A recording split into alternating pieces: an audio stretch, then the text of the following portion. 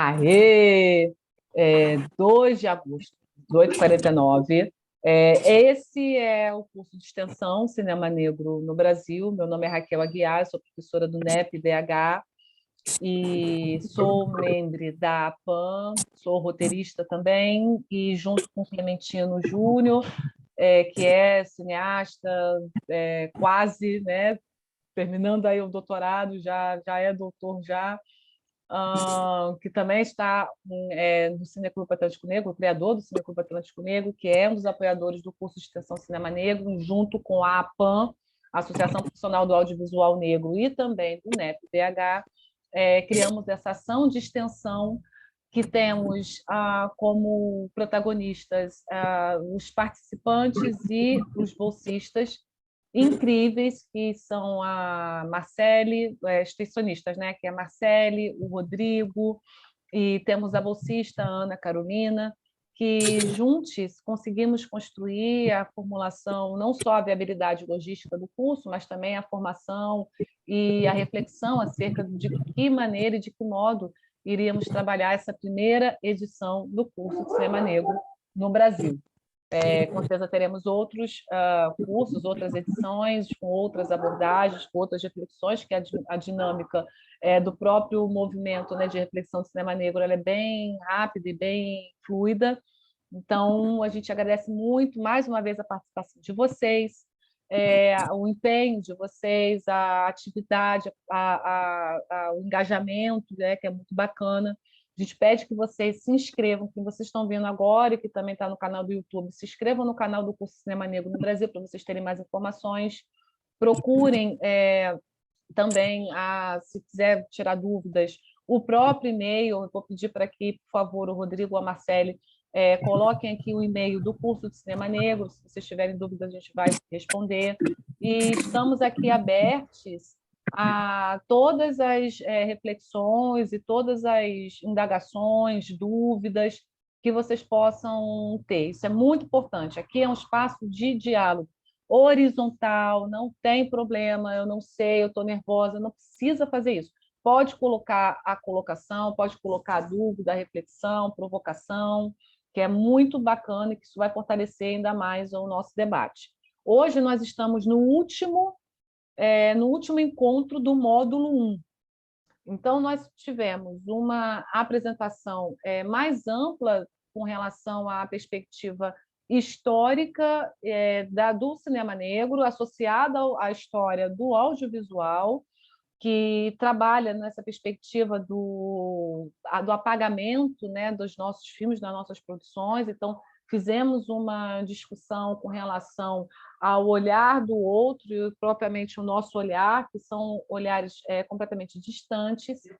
Fizemos uma discussão com filmes do audiovisual negro extremamente importantes, com datas específicas, e também, no último encontro, fizemos, né, a introdução de um debate sobre políticas públicas, principalmente utilizando o texto da Celina, que eu sei que tem um companheiro ou uma companheira que perguntou a indicação. Eu vou colocar aqui novamente no chat a indicação do texto, que é uma indicação introdutória para se pensar sobre políticas públicas, que foi o debate que aconteceu na semana passada, na semana retrasada, que foi incrível. E hoje nós temos uma proposta de trabalhar com o texto da Bell Hooks, que é um texto incrível, e quem vai apresentar esse texto são, né, os nossos queridíssimos bolsistas, extensionista, que vai provocar, né, vocês e a gente com uma discussão introdutória sobre o texto. Para quem não teve tempo de ler, está tudo bem. Todos os estudantes vão apresentar e podem, no decorrer da apresentação, também colocar no chat, e também propriamente levantar a mão para tecer comentários e, obviamente, contribuir com o debate riquíssimo. Assim, depois da apresentação, eu e Clementino, a gente toca um barco junto com vocês, os extensionistas e a bolsista. Tudo bem, gente? Entenderam a dinâmica? Tudo certo? Para mim, sim. Sim, tudo certo. Fechou? Ótimo. Clemis, você quer falar alguma coisa?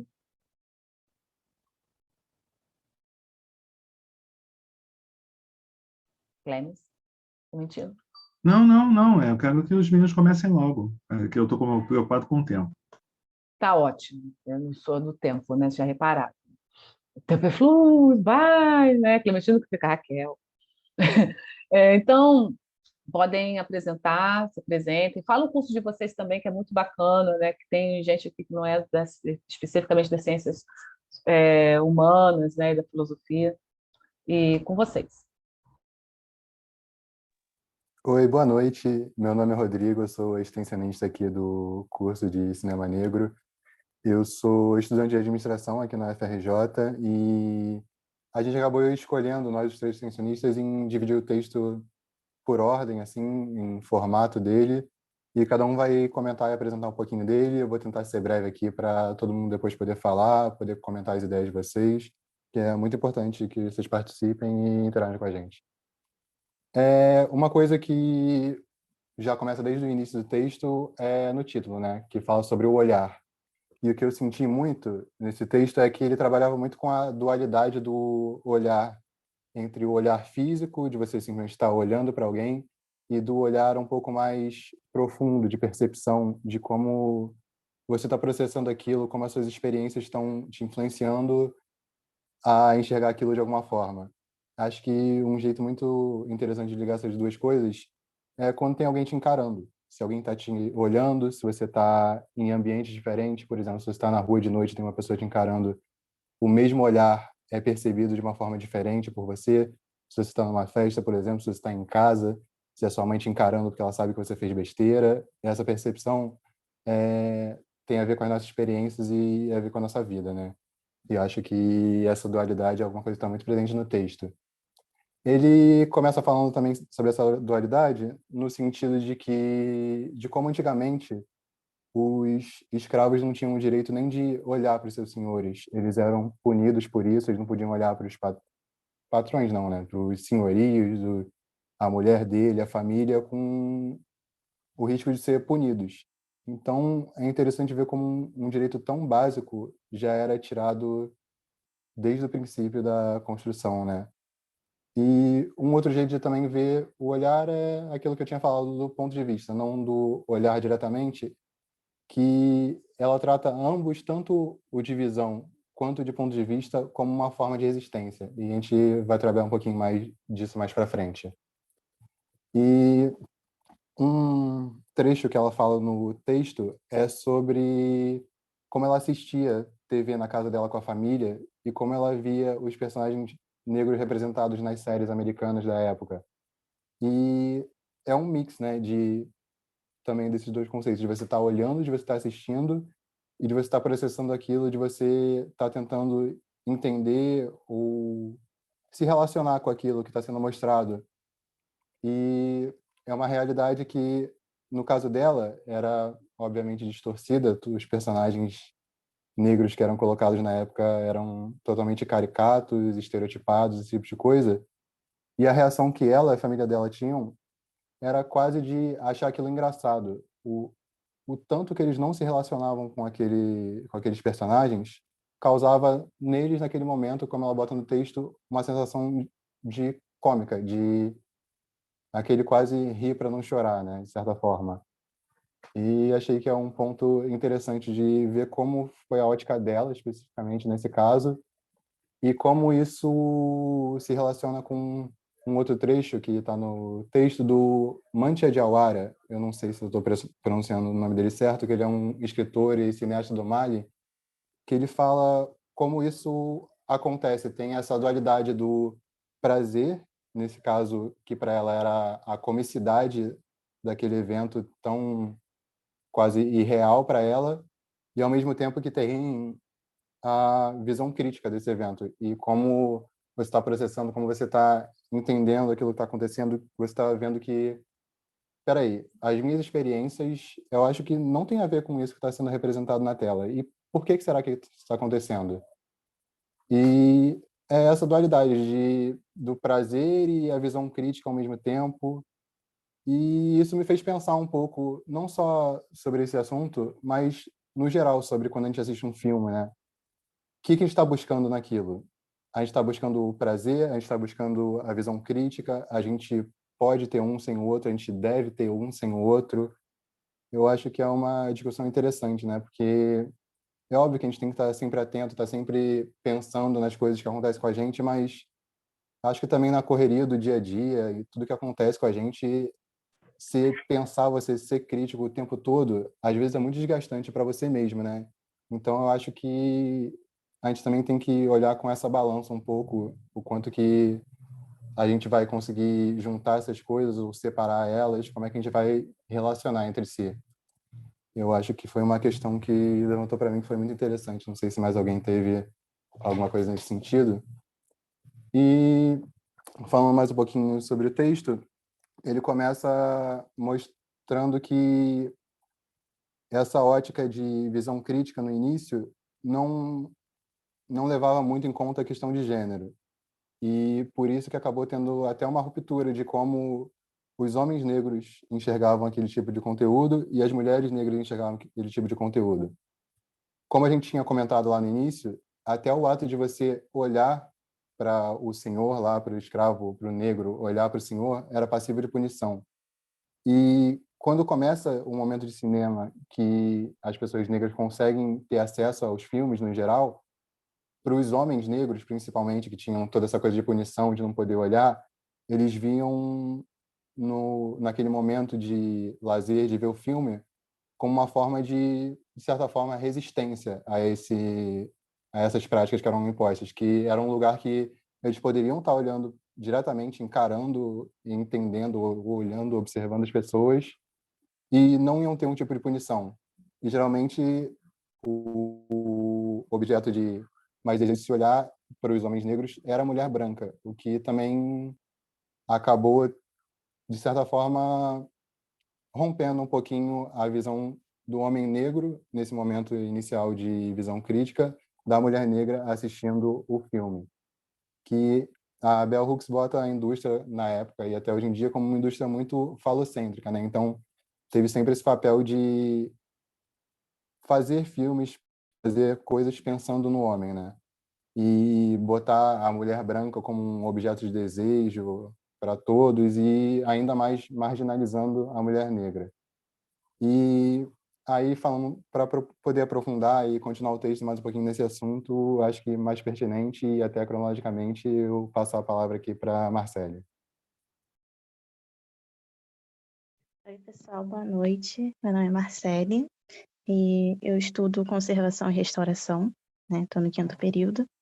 E agora eu vou mostrar um pouquinho, né? Aprofundar mais um pouquinho, né? Sobre o texto da Bell Hooks.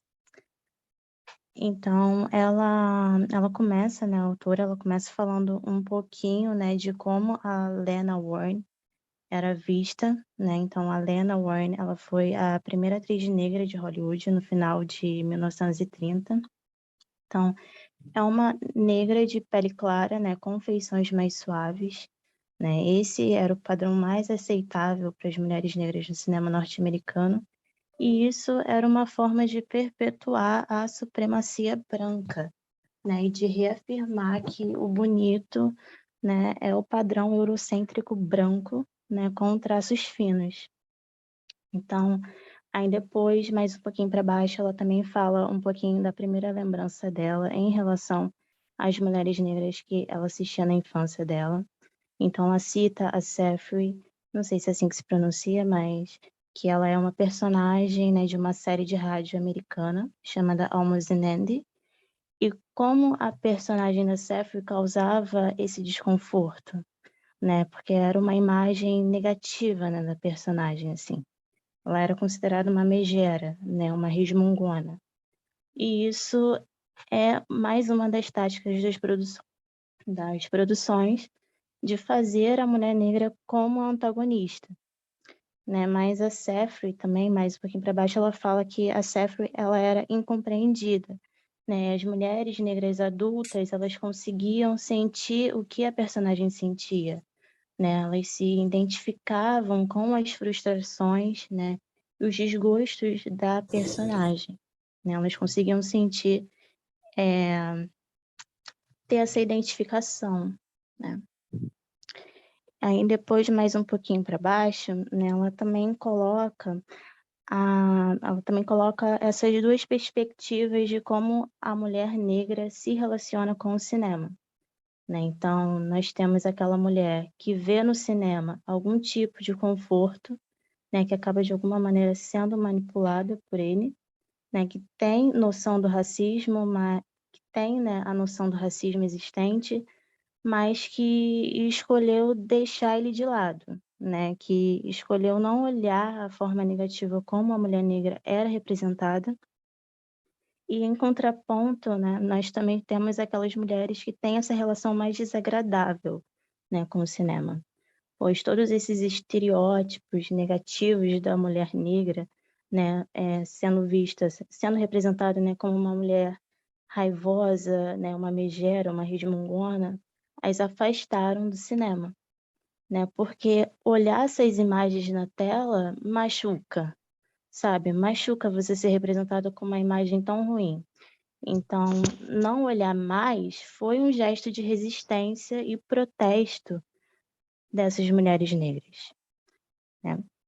Aí, mais um pouquinho para baixo, ela também fala do olhar positivo, né? Que é você focar o seu olhar para o conteúdo, né? A forma e a linguagem das produções, né? E que algumas mulheres negras elas desenvolveram esse olhar, né? E obtiveram a capacidade de avaliar criticamente a representação da mulher branca como objeto de desejo, né, do olhar masculino, e também de escolher não se identificar, né, nem com a mocinha, nem com a megera, né, nem com a vilã, né? Elas desenvolveram nessa capacidade de não se machucar com essas representações ruins das mulheres negras nas telas.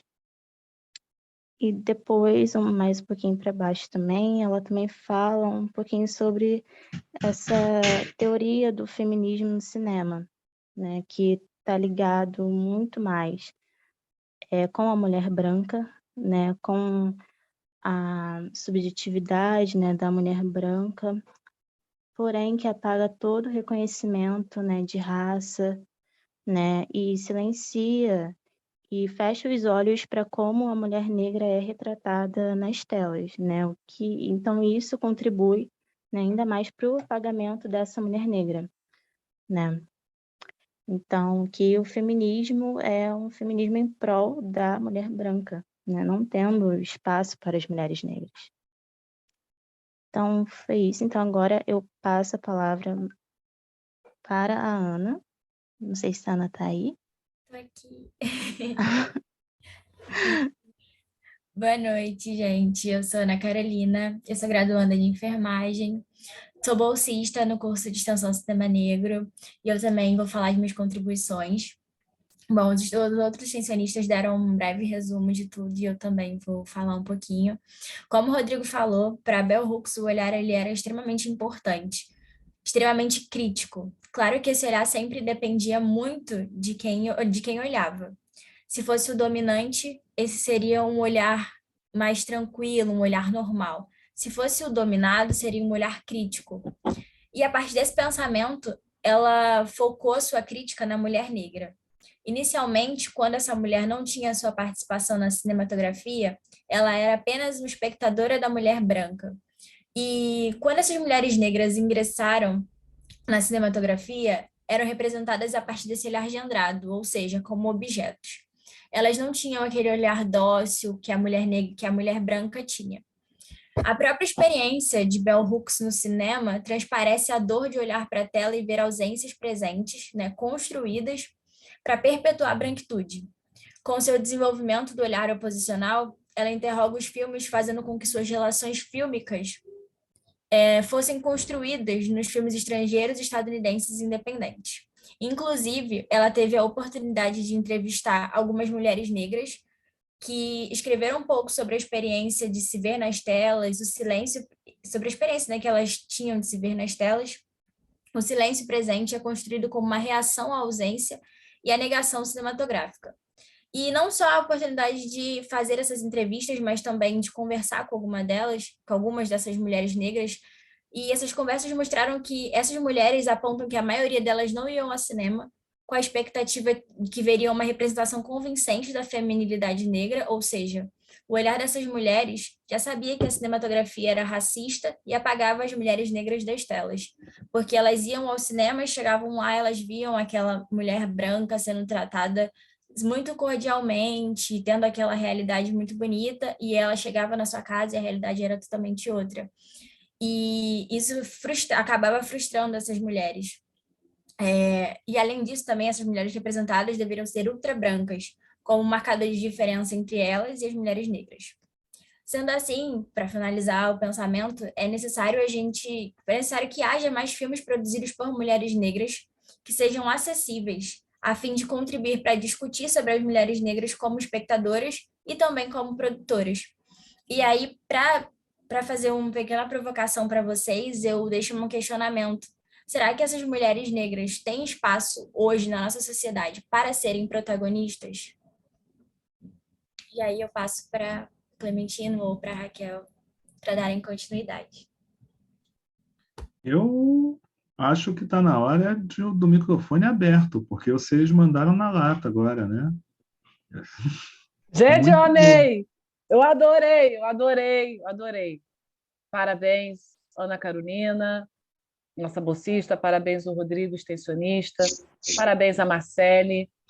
Vocês viram, né, o quanto que é interessante a interseção dos estudantes de outras áreas, o quanto que eles estão interessados e ávidos por conhecer a perspectiva do audiovisual negro, entender, né, a teoria contemporânea antirracista, na confluência de discussões relacionadas às políticas públicas. E é uma oportunidade muito grande, assim, um orgulho muito grande para mim de estar aprendendo com eles as mais variadas visões, né, e olhares com relação ao audiovisual. Estou muito contente, parabéns. A Ana deixou a provocação e agora, como o Clementino falou, o microfone é aberto. Paulo Ricardo. Oi, no caso, acho que sou eu, né? Eu tô no computador do Paulo Ricardo. Ah, tá. E não imaginava que eu ia ser a primeira. Disse, não, deixa eu entrar na fila. Eu tô sendo a primeira. Boa noite a todos. Meu nome é Ana. Li o texto, gostaria de dizer. Tô que nem no curso de antropologia, eu não consegui reler, mas eu li o texto sim. Queria reler muitas vezes, mas não consegui. Primeiramente, adorei os colegas que fizeram a fala. Eu iniciei, sim, fazendo as minhas anotações, disse, não, vou relaxar, porque o mais importante foi, de fato, ter lido, e aí não vou estar aqui sozinha. Eu queria trazer algumas questões bem rápidas também.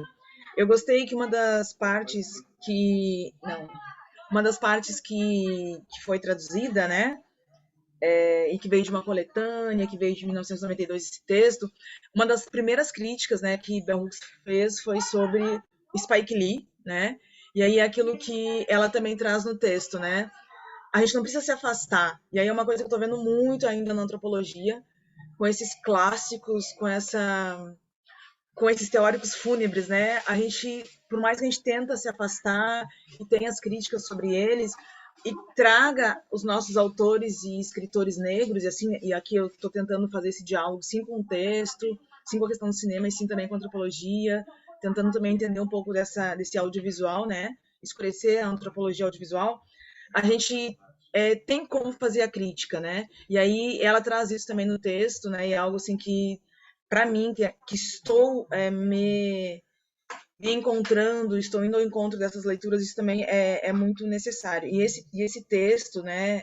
o olhar opositivo que a colega trouxe, foi bem na hora assim, que eu também escrevi sobre, eu achei isso, né, eu frisei isso. E a colega agora, se não me engano, por último, a Ana Carolina, ela também trouxe a questão do olhar opositivo.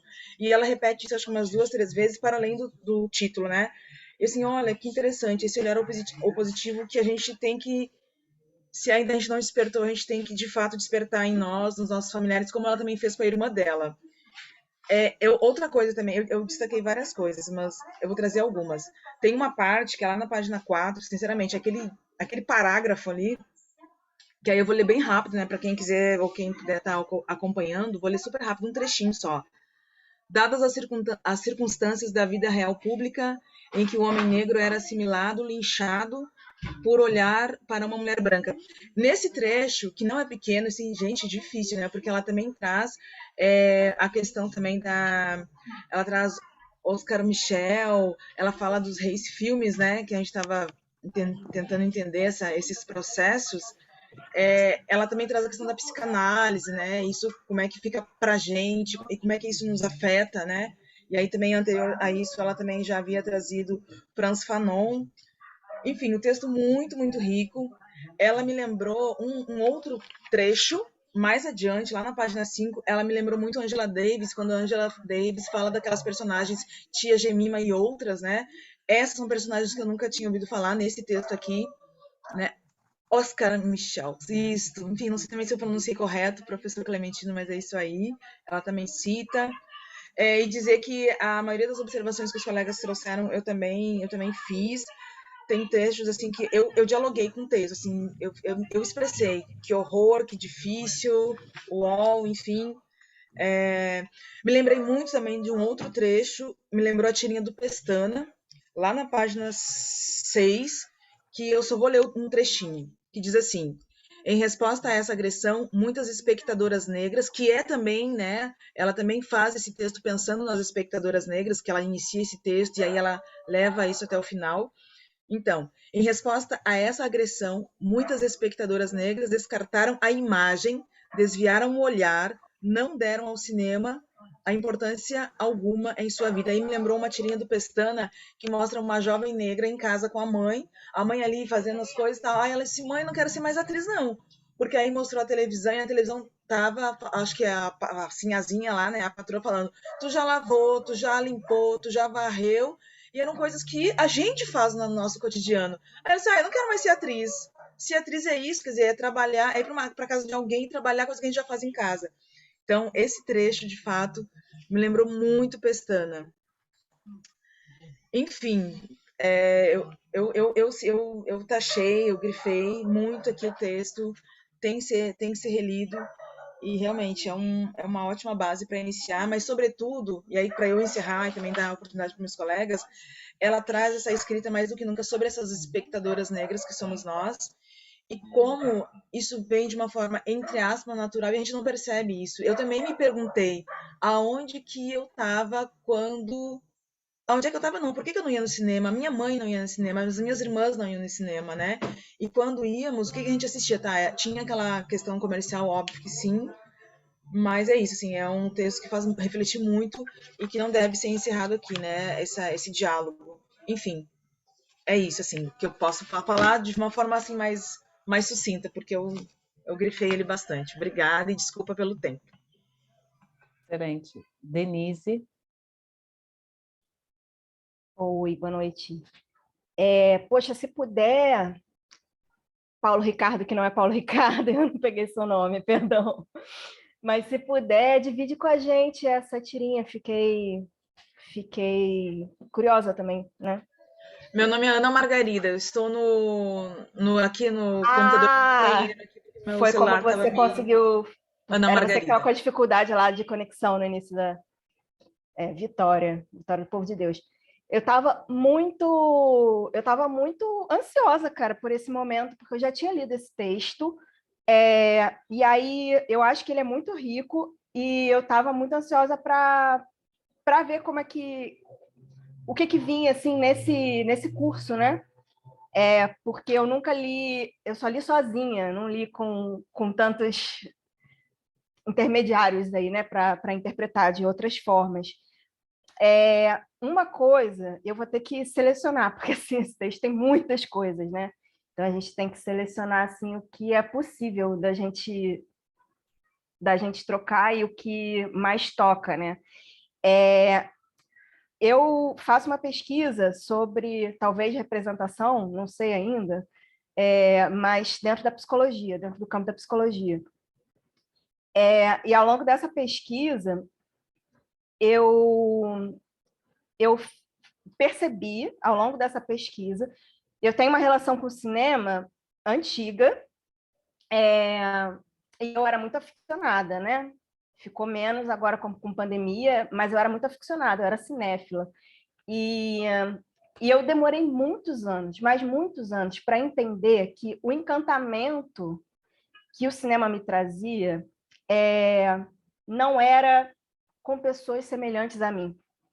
Eu demorei muito tempo para entender isso, eu demorei muito tempo para perceber que, apesar de toda aquela paixão que o cinema me despertava, em nenhum momento aquelas narrativas diziam respeito a nada que fosse sequer semelhante a mim mesma. E isso não era uma questão, assim. E esse não ser uma questão me faz entender, e aí, assim, opinião, talvez eu mude até conforme o que for falado aqui na discussão, mas eu fiquei com a impressão de que a nossa experiência da diáspora afro-latino-americana é um tanto diferente da experiência de mulheres negras dos Estados Unidos, né? Que viveram um regime de segregação oficializado. Não que não tenhamos apartheid no Brasil até hoje, né? Mas o nosso apartheid ele nunca foi declarado, né? Nunca foi oficializado. E eu acho que essa não oficialização deixa os contornos menos definidos, né? Inclusive os contornos identitários. E aí entendo aí que talvez não seja tão fácil para nós, mulheres negras aqui desse terceiro mundo, né, da América Latina, da gente estabelecer esse olhar opositor assim tão facilmente. Para mim, pelo menos, olha que eu vi muito cinema, viu? Muito filme. Quando baixou Pirataria Torrent, gente, foi muito filme, mas isso, de longe, não foi uma coisa dada para mim, esse distanciamento. Muito pelo contrário. Eu colava muito em narrativas que não tinham nada a ver comigo. E aí eu acho, assim, aí eu queria só fazer mais um apontamentozinho sobre a questão do embranquecimento das atrizes de Hollywood, que ela fala, né, que eu fiquei muito impressionada com isso, que até as próprias brancas faziam questão de embranquecer mais. Então, era loira, isso me lembrou muito a televisão brasileira, né, que me formou. Eu sou um pouquinho, né, eu sou de 87, então, assim, a televisão brasileira que me formou é um pouco diferente da que temos hoje, mas acho que ainda tem muito o que pensar na que temos hoje. Mas me lembrou muito, inclusive, um texto que eu vou botar aqui depois, que é o Show da Xuxa, que fala sobre como esse espetáculo, né, esse programa, era uma grande ode à branquitude, a supremacia branca. O texto é mais radical do que eu, né? A supremacia branca. E é um texto muito bom, então vou colocar aqui também. Mas me lembrou muito, né? Porque esse embranquecimento de Hollywood, mesmo quem não tem tanto acesso a cinema, aqui no Brasil, a nossa televisão também é muito embranquecedora. E aí eu tinha uma pergunta, e eu vou finalizar com a pergunta, tá? Desculpa falar tanto. Eu estava ansiosa mesmo.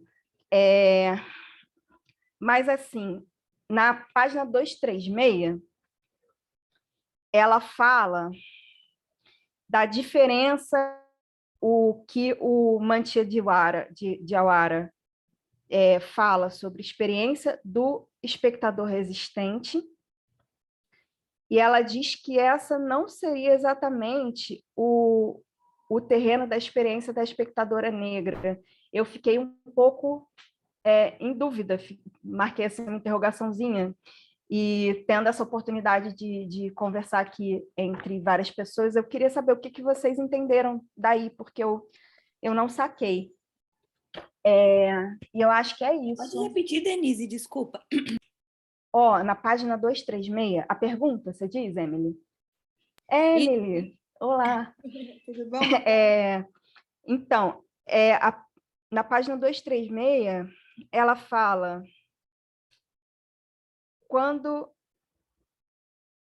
ela fala assim: a experiência do espectador resistente, cunhada por Mantia Diawara, é um termo que não descreve adequadamente o terreno da experiência da espectadora negra. E aí ela se explica, né?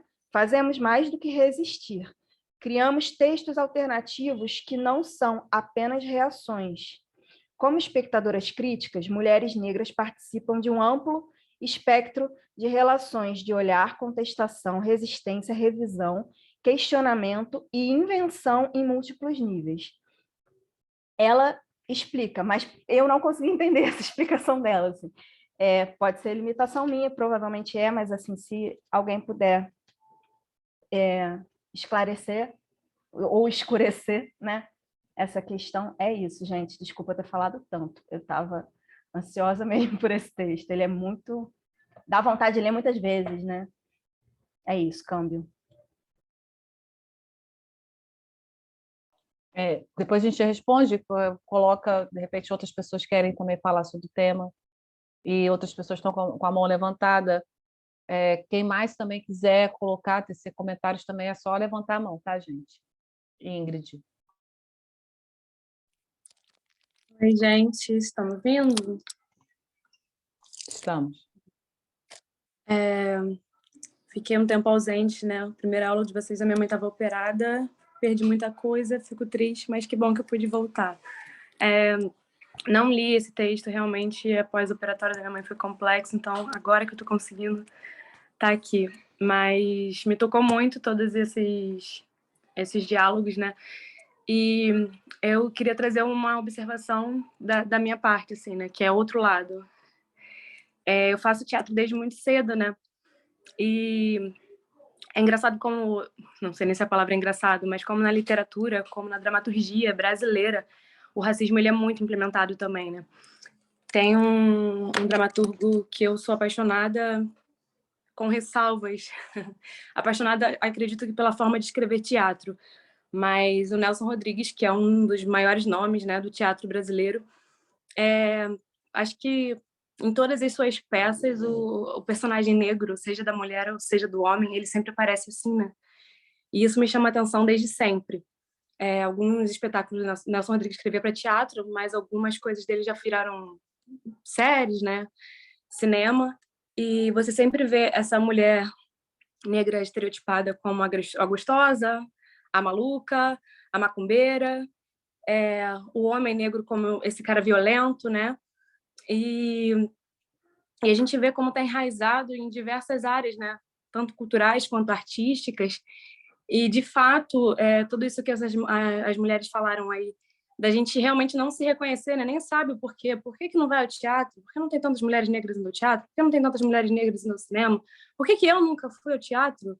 Por que eu só fui ao teatro depois dos 18 anos? Por quê? E são questionamentos que a gente nem sabe responder, e quando a gente começa a estudar, a gente começa... parece que algumas, né, algumas lâmpadas vão se acendendo na nossa cabeça, assim. E eu acho incrível essa reflexão, porque a gente traz uma resposta a uma pergunta calada há muito tempo, né?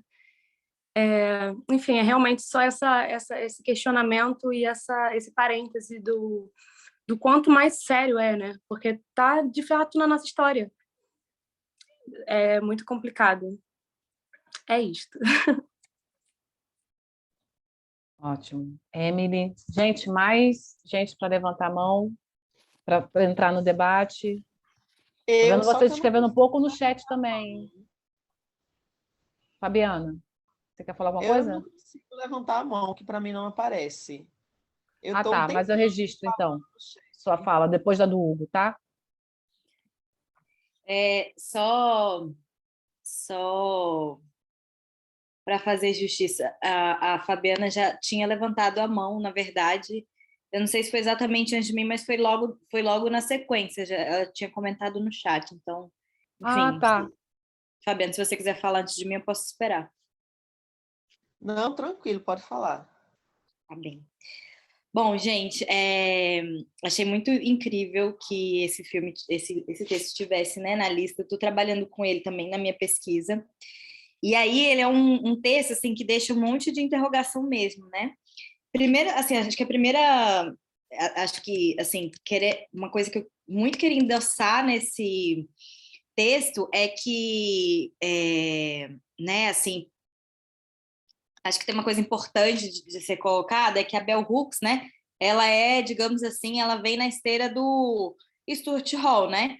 Que é um importante teórico, né? Ele, na área da comunicação, para quem está aí nos estudos da comunicação, ele é um importante teórico dos estudos culturais, e são estudos que passam a marcar esse lugar da recepção, né? Então, esse texto que ela faz, assim, eu não me lembro de outro material que pontuasse com tanta lucidez como que é esse processo de recepção, assim, sem ser específico, né? Mas, ao mesmo tempo, sendo específico. Específico no sentido de singular. E aí, acho que uma coisa que me marca nesse texto é sobre como essa experiência de fruição, né, que é tão necessária da arte, ela é interrompida. Então, assim, em outras palavras, ela tá falando, revelando, né, contando que já está dito na entrelinha, de que a gente está vivendo séculos de dor, né? Porque eu acho que a violência, né, ela é o prazer do cuidado, né? Ela é o prazer do cuidado, não, ela é o oposto do cuidado, e a dor é o oposto do prazer, né? Então, quando ela pontua esse lugar da espectadora negra, ela está falando que essas experiências de cinema hegemônicos estão nos violentando. Toda vez que a gente vê um filme que nos estigmatiza, a gente está sendo violentado. É mais do que falar sobre representação. Não sei se eu estou me fazendo entender. Não basta... É porque quando a gente fala assim, de representação de um jeito genérico, fica parecendo que é uma coisa assim, eu não tô lá, não tá lá, que pena, assim, sabe? Parece que é uma coisa que morre ali. Mas não, a experiência de recepção, né, ela constrói relações também, né? Constrói relações de afeto. E, nesse caso, é o afeto da dor, é o afeto da violência. E aí, uma outra coisa também, ainda nessa questão que eu queria colocar, é que, ainda pontuando, sim, sobre como falar de representação envolve uma série de outras coisas, quando a gente está falando de cinema, a gente está falando de construção de mundo, né? A gente está falando do que, e acho que ela coloca muito isso, né? O que a branquitude, né, está construindo simbolicamente e querendo dizer ao mundo qual que é o lugar de cada pessoa. Então, isso eu acho que é importante no texto dela. E aí, tentando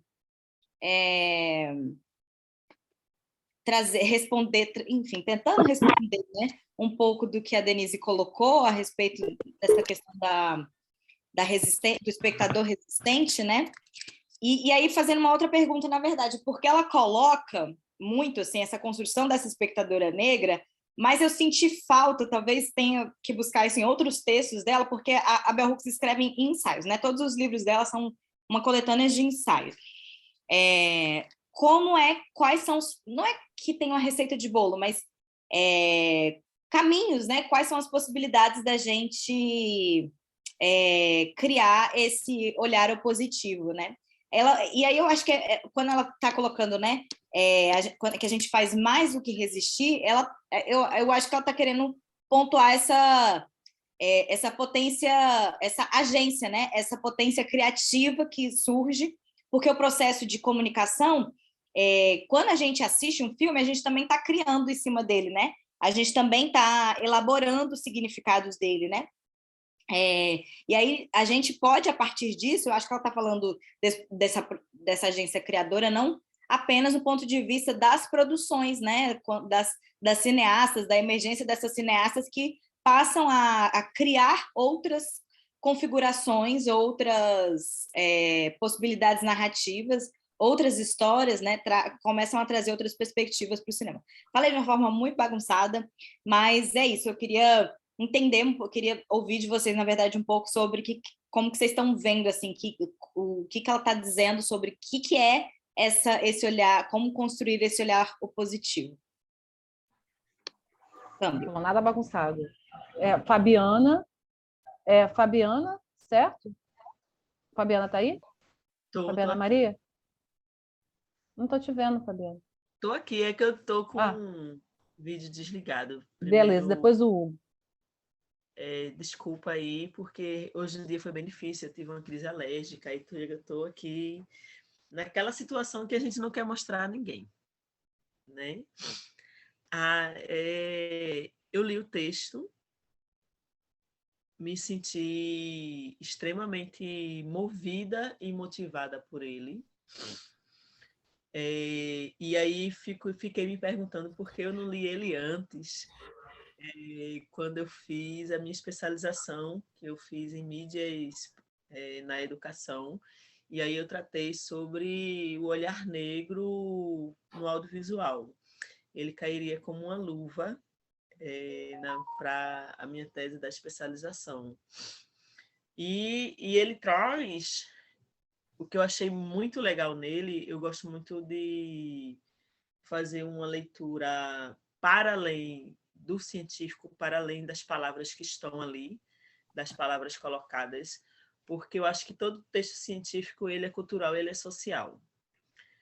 E aí, fazendo uma leitura para além do que está ali posto científico, é quando a gente compreende o quanto é importante a gente entender os processos de formação da nossa identidade.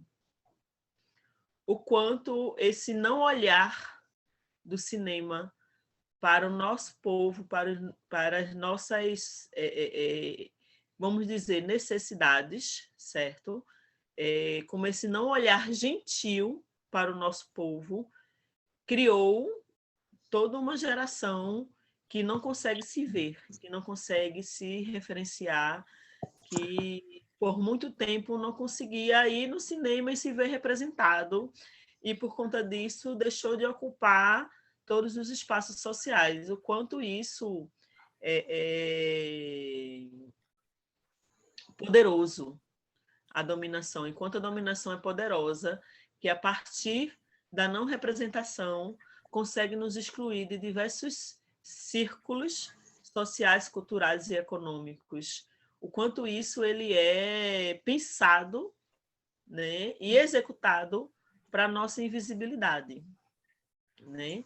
Esse olhar opositor é uma forma de nos dizer que a gente não pertence a este lugar, que este lugar, por mais que a gente lutemos, ele não nos pertence. E aí, movida nessa leitura, eu fui na internet, perguntei lá no Google cineastas brasileiras, né? E aí, na pesquisa, numa ligeira pesquisa, assim, no primeiro link, não tem nenhuma referência, por exemplo, a Adélia Sampaio como cineasta brasileira, né? Porque a gente não pertence a esse espaço na visão eurocêntrica, na visão embranquecida do cinema, mesmo a gente ter iniciado todas as narrativas do mundo, mesmo a gente ter como referência os nossos griots, mesmo a gente tendo referência todo o arcabouço histórico de resistência e luta. Então, esse texto ele me moveu muito nesse aspecto de analisar esse olhar opositor como forma de se perguntar: e nós não somos cineastas? E aí? E nós não somos cineastas? Né? Muito próximo que eu esqueci agora, porque realmente eu estou fora da academia faz muito tempo, mas muito próximo sobre a questão do olhar. A nossa identidade é formada através do olhar do outro para a gente. E esse olhar ele é potente. Se esse olhar é negativo, a gente começa a se ver negativamente. E se esse olhar é positivo, a gente começa a se ver positivamente.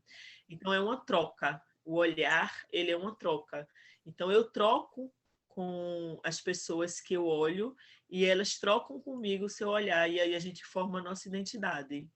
Então, esse texto, assim, para mim foi um presente. Fico agradecida às pessoas dos cursos de extensão, os bolsistas que fizeram breve resumo do livro de todos vocês. E é isso, é um pouco disso que eu venho trazer, sobre essas questões que ficam nas entrelinhas, que é um pouco para além vamos dizer, do científico, né? Mas para o social.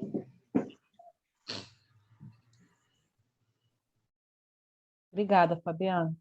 Hugo, e depois aí abre o microfone e Alexandre, tá?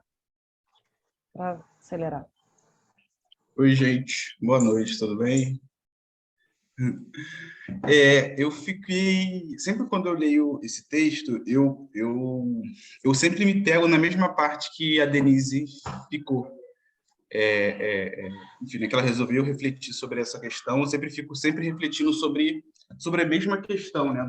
O que exatamente ela quis dizer, enfim, né, com essa questão da subversão, enfim, né, da própria criação em cima do que já está posto, do que já foi criado, que é o filme, né, que é a obra do filme.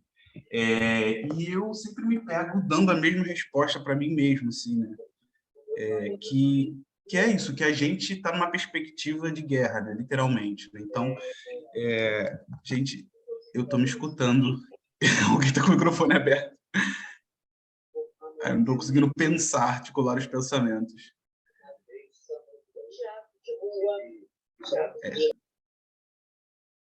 Acho que agora foi. Foi. Valeu. E onde eu estava? Sim. E é isso, né? Pensando literalmente numa perspectiva de guerra, né? Assim, existem várias formas de se enfrentar, somos exterminados de várias formas diferentes, não só fisicamente, psicamente, espiritualmente. Então, eu sempre me pego me dando assim, essa mesma explicação, assim, conversando comigo mesmo, de que é isso, né? De que é literalmente um processo de criação em cima do que está posto, né? Eu acho que uma das coisas que o Ocidente tirou da gente é a capacidade, por exemplo, da gente conhecer o nosso passado, né? Então, assim, o que mais a gente tem nesses processos, desses filmes, tipo Cidade de Deus e enfim, filmes outros aí, filmes do cinema branco e tudo mais, são pessoas pretas em situação de alta vulnerabilidade ou então sempre nos extremos das suas emoções, raramente no seu juízo perfeito ou no ato de desfrutar do que a vida pode oferecer.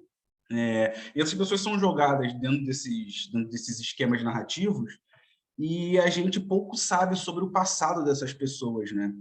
Pouco sabe sobre o que levou, efetivamente, a gente sabe que o racismo, aquilo tudo, mas assim, o passo a passo daquela pessoa estar naquele estado.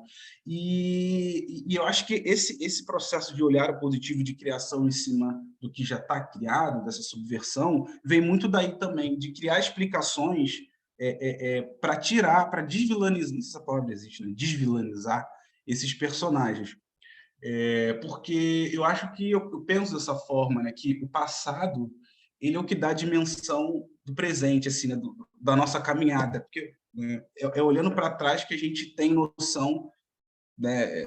Tem a dimensão do caminho percorrido, né? Então acho que passado é tudo. Então eu acho que, por exemplo, sendo bem específico nesse exemplo, assim, eu estou falando aqui, mas estou falando para mim mesmo, que eu estou criando, né? Computando o pensamento aqui em tempo real.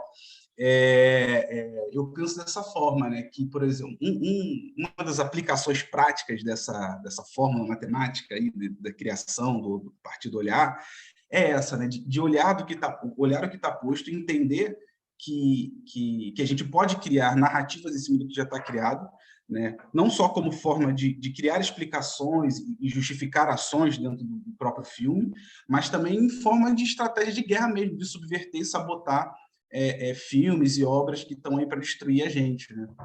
Então, assim, acho que na minha intenção não é dar nenhuma resposta, assim, mas tentar abrir um diálogo enfim, né, e se aprofundar um pouco mais nesse texto específico que a Denise trouxe, nesse trecho específico que a Denise trouxe, que é o que sempre me chama a atenção quando eu leio esse texto.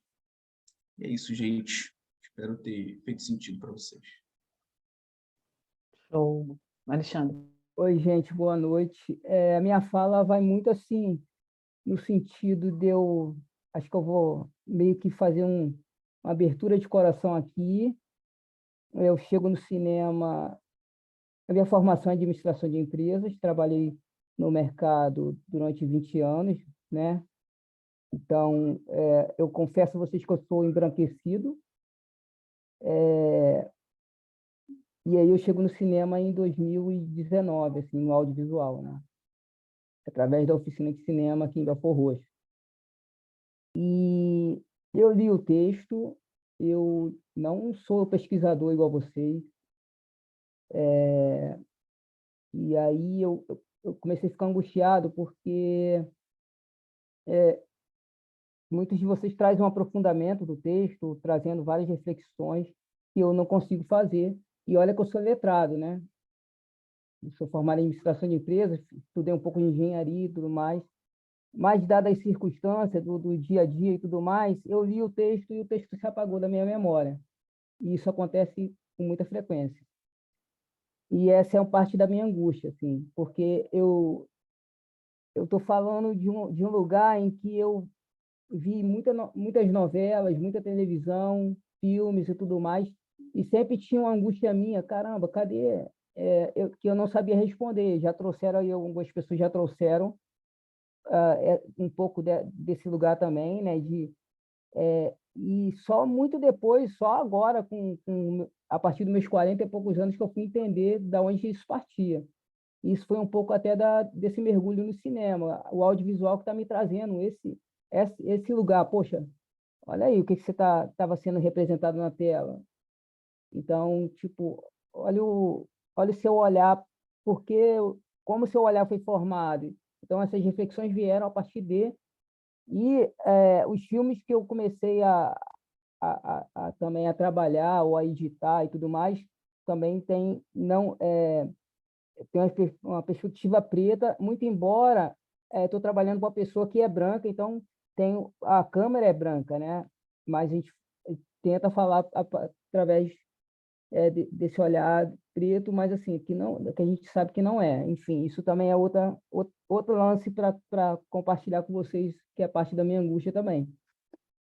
Então, hoje, na aula com a Edileuza Penha de Souza, né, e a Camila de Moraes, na oficina de Cinema Negro em Ação, ela está falando muito disso. E aí eu anotei uma lista uma pessoa fez uma pesquisa aí e não achou nada no Google de mulheres pretas.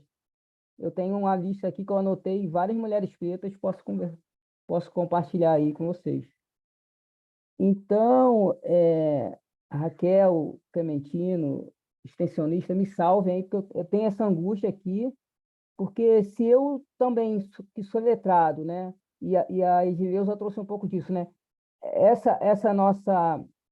A libertação do povo negro se deu muito através também de pessoas que partiam do letramento, né, escrever carta em árabe e tudo mais, então ela falava um pouco disso, enfim. Então, se eu, que sou letrada, às vezes leio os textos e fico meio perdido, ou não tenho um aprofundamento,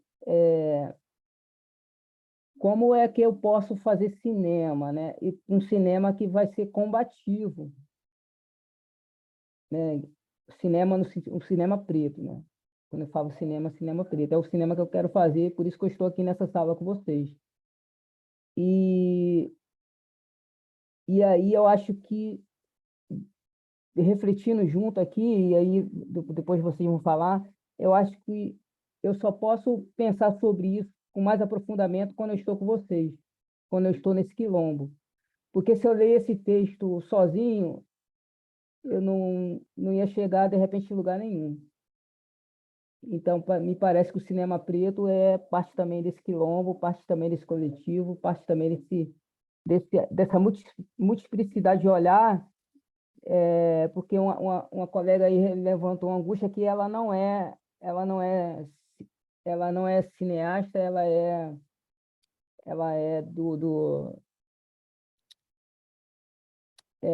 como eu posso dizer? Cineclube. Cineclube, né? Então, tipo, mas vimos uma extensionista aí que é da área de enfermagem, então acho que a gente está reunido e juntos com vários pensares aqui, isso pode nos salvar. Ou seja, falei um pouco da minha angústia, falei pra caramba também, e não sei o que chegou aí para vocês, e vou deixar o pessoal falar mais à frente aí. Só vou pedir para atropelar um pouquinho, porque fui mencionado, relator, quero me defender. Então, Alexandre, primeiro, eu realmente não entendi a sua fala, porque você já vem acompanhando, inclusive, as sessões do CAN, que a gente tem feito, principalmente no período online. Você tem sempre trazido contribuições fabulosas, mostra o quanto está antenado nessas discussões todas que a gente traz a partir dos filmes e tudo. Eu acho que não se trata de, como você categoriza, de ter letramento ou não ter letramento, um termo que, inclusive, dentro, assim, de vez em quando, assim, alguns debates no meu grupo de pesquisa, que é um grupo de pesquisa interracial, interracial é ótimo, né? Eu sou dos poucos pretos que tem, mas que às vezes o pessoal que é mais engajado chega assim, Clementino, você é fundamental para a gente trazer um letramento racial. Eu digo, cara, não existe esse papo de letramento racial. Acho que o próprio termo letramento já quer colocar a gente numa caixinha de que existe vamos dizer assim, um outro termo que também o pessoal gosta muito de usar na resistência, né? Alfabetização. E quando a lógica não é nem alfabética e nem também limitar-nos à oralidade, se toda a questão do algoritmo, da matemática, das ciências, tudo foi criado no continente africano, se formos pensar isso globalmente. Então, mas só para te dizer o seguinte, cara, eu não tenho qualquer formação em cinema. E caí para dentro, fiz 28 filmes, e isso porque eu queria ser cineasta na minha época. Não tinha referência, raros pretos estavam em curso de cinema, e eu sei apontar todos eles que estavam e quantos desistiram, porque eu, da minha geração, conheci todos, e são poucas, talvez até poucas. Acho que de homem conheço raros casos. Então, é a coisa mesmo dessa persistência. Você não vai me ver falando tanto sobre Godard, não vai me ver falando tanto sobre... Eu falo muito superficialmente, porque eu não tenho saco. Alguém chegou e começou a falar muito de filosofia na hora do cinema, eu me levanto e vou buscar um café. Porque o café eu estou mais próximo dos pretos velhos, o café eu estou mais próximo da minha origem, de um vocabulário, né? Se for pensar ainda naquela situação assim, pelo menos com a tiazinha do café aqui, a famosa tiazinha do café, que tem muito mais a ver comigo, né? Se eu te contar uma história da infância que minha mãe contava sempre, de que eu arrumei um amiguinho no jardim de infância, rapidinho esse episódio, arrumei um amiguinho no jardim de infância, cheguei em casa todo feliz, né? Quem procurar no Facebook vai encontrar minha fotozinha lá com aquela lancheirinha, quem é dos anos 70, 60 não conhece. Aí, todo feliz, vamos dizer que o nome era Fernando, né? Hoje eu conheci o Fernando, é muito bacana, que não sei das quantas, tudo mais, todo animado que eu conheci o Fernando. Aí mamãe um dia, semanas depois, né? Eu sempre falando do Fernando, ela foi me buscar, ela pediu para... É um pensionato que tem aqui no Maitá, né? Das freiras. Aí ela viu, as crianças já estavam todas saindo, aí ela perguntou lá para a professora, sim, me apresenta o Fernando, o amiguinho que o Júnior fala tanto, aí, Fernando? Não tem nenhum Fernando, não, aqui o único Fernando que tem é o... Tem Fernando lá, que é o jardineiro. Era o único preto que tinha lá, além de mim. Então, quer dizer, essas coisas, né? Onde você busca o seu cinema? Você acabou de dizer que seu parceiro... Não quer dizer que o fato de ser um branco, que é quem cuida da produção da imagem, que o seu cinema vai ser menos negro, porque também depende de como você estabelece o diálogo com quem vai produzir a imagem em cima do seu pensamento. E como se constrói o diálogo? Se formos pensar... Depois eu quero voltar numa das questões que o colorismo é muito forte nesse texto e foi citado muito superficialmente, né? Mas é interessante trazer esse debate daqui a pouco. Mas são essas questões, né? Quem dita o quanto é negro o nosso cinema é o nosso discurso. Eu sempre faço uma provocação. O cinema do Adlai Queiroz eu acho muito mais negro do que o cinema de, às vezes, muitos cineastas negros. Mas aí tem um porquê, e não necessariamente que ele se tornou um cineasta negro. O cinema dele traz uma narrativa que você pode trazer para essa discussão. Mas aí são outros 500. Eu acho que, Alexandre, você está você vem trazendo sempre que eu vejo contribuições muito bacanas, então em nenhum momento, porque às vezes o pessoal falou muito rebuscado, tem uma galera da academia aqui e tudo mais, tem tantos outros que também, como você, não estão nessa pegada da pesquisa, das reflexões, às vezes de um vocabulário um pouco mais rebuscado, mas que vão fazer o seu cinema da mesma maneira, primeiro porque tem a vontade, tem histórias para contar, e vai botar as histórias na tela, na pista, e é por aí. Então, fica tranquilo. E o nosso quilombo é para isso mesmo, para cabem todos os discursos, todos os vocabulários, é mais ou menos por aí. Raquel, acho que vai falar. Não, preciso. E desculpa que eu pido perdões para Bruno e Marcos, eu vou ser super, super rápida para fazer o comentário do Alexandre, a angústia. Você falou algumas vezes da angústia. Nós estamos aqui discutindo a filosofia, e uma filosofia do audiovisual negro. Estamos num debate filosófico, porque nós estamos refletindo, nós estamos trazendo as nossas dúvidas, nossas inquietações e as nossas angústias, que é fundamental que todos aqui, todos, tenham angústias, porque nós não estamos e não vamos estar, por meio desse racismo estrutural e institucional, na nossa zona de conforto.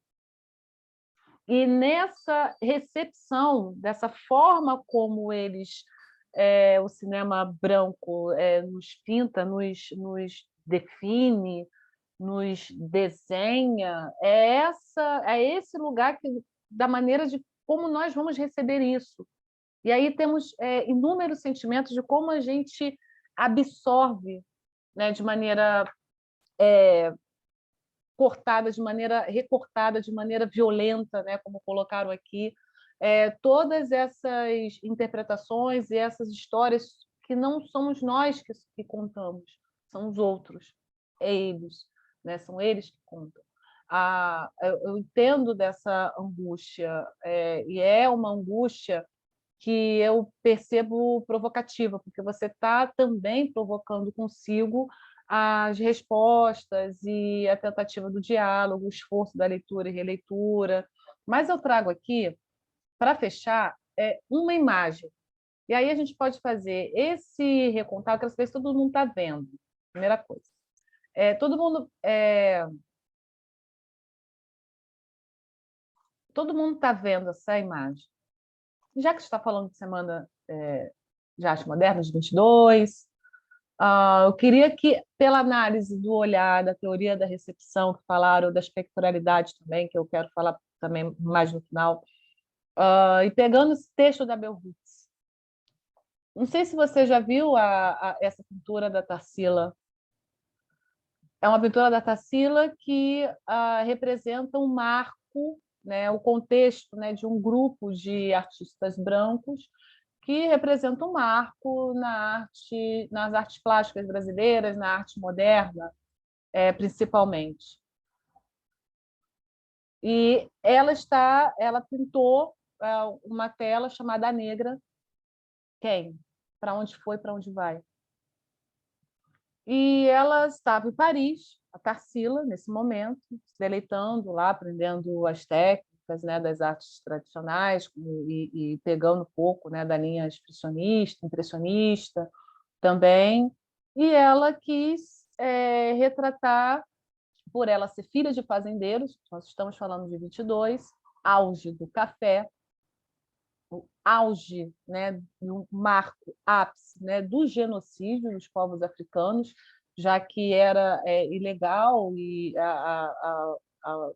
a vinda, né, forçada e compulsória, genocida, né, dos povos africanos aqui para a América Latina. Eles estavam saindo de Zanzibar, na África Oriental, e ela, né, filha de cafeicultores, e ela via as mulheres negras andando, passeando, e ela quis representar, ela quis resgatar numa imagem, uma imagem mental, a representação de uma mulher negra. Nós nos identificamos com essa imagem, por mais que tenha o recorte considerado pela estética tradicional branca como marco, 22, ela inaugura e coloca como a negra. Ela inaugura uma estética e nos coloca como uma mulher hipersexualizada, nua, com os nossos traços retratados de uma maneira completamente disforme, exagerada, sem um tipo, né, de contorno, sem um tipo de luz e sombra. É uma caricatura objetificante, né? Porque tem um destaque do seio que ela coloca, que ela oferece o seio, né? É porque, no final das contas, ela se torna o objeto da utilidade dela, assim, nesse contexto escravista. Exato. É o valor de uso, né? Um objeto, valor de uso como um objeto, e a utilização hipersexualizada, totalmente estereotipada de uma mulher negra. Essa obra está direto nos livros didáticos, nas séries iniciais, como um marco. Então, esse olhar de que vem sendo desenvolvido desde a infância sobre a representação que não somos nós que estamos fazendo, mas são eles, o outro que faz, na hora que formos absorver essa sensação, eu já vou interromper o compartilhamento, essa sensação ela é completamente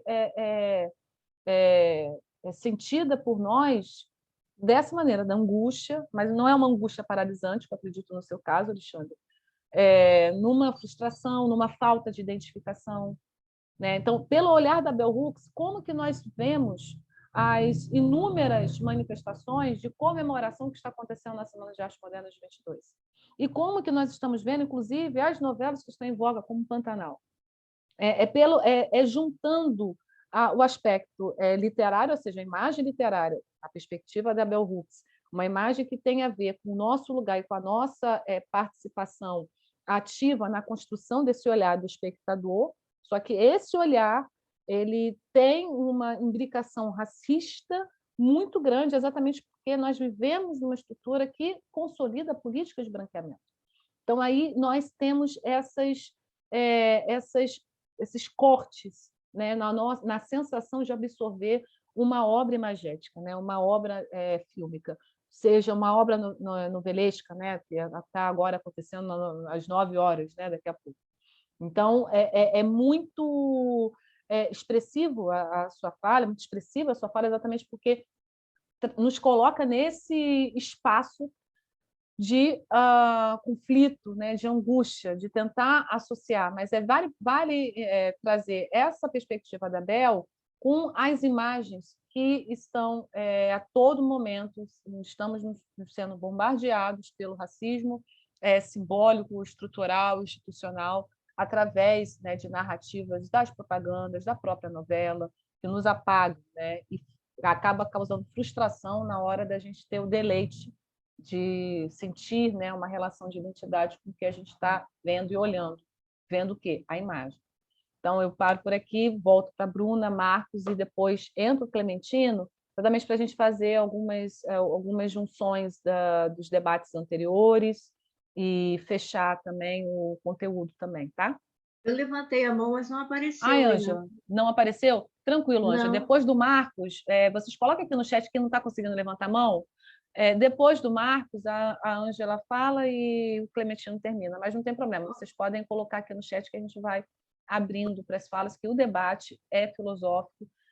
Na hora da gente discutir a nossa filosofia, não vamos beber café, obviamente o Clementino não vai fazer isso, e vale continuar tocando a discussão, tá, gente? Oi, gente, vocês conseguem me ouvir? Sim. Legal. Eu sou a Bruna, eu sou roteirista, também sou pesquisadora de afrofuturismo aqui em São Paulo. Esse texto da Bell Hooks eu não consegui reler para aula, mas eu já tinha visitado ele outras vezes para minha pesquisa, e ele me leva num lugar muito, quando eu era muito pequena ainda, porque meu envolvimento com o cinema ele começou dessa identificação, né, de querer também se ver.